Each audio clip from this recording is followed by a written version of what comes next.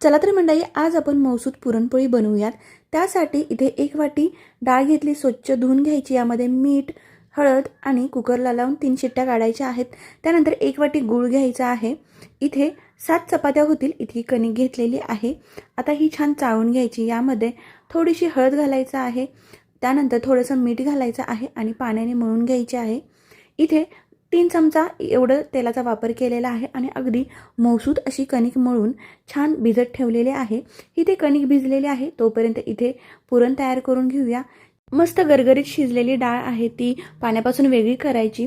एका कुकरच्या भांड्यामध्ये शिजलेली डाळ घ्यायची आहे, त्यामध्ये घेतलेला गूळ सगळा घालायचा आहे आणि साधारण 7 ते 8 मिनिट मीडियम गॅसवरती सतत हलवत इथे पुरण तयार करायचं आहे।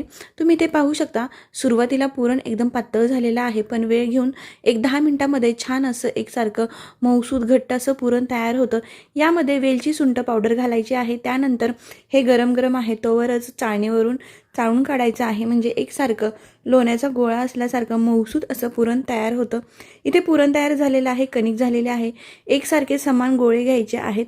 अलगद उंडा तयार करायचा आहे आणि असा मिटून एकसारखा हलक्या हाताने पुरणपोळी लाटून तयार करायची आहे। तर मंडळी, इथे छान अशी आपली पुरणपोळी लाटून तयार झालेली आहे। इथे गॅसवरती तवा गरम करायला ठेवलेला आहे। तवा गरम झाला की यामध्ये पुरणपोळी घालायची आहे आणि सतत अर्ध्या मिनिटावरती हलवत 1 2 ते 3 वेळा उलटपालट करत पुरणपोळी इथे भाजून तयार करायची आहे। इथे सगळ्या आपल्या पुरणपोळ्या तयार झालेल्या आहेत। तर मंडळी, कशी वाटली रेसिपी मला कमेंट बॉक्समध्ये नक्की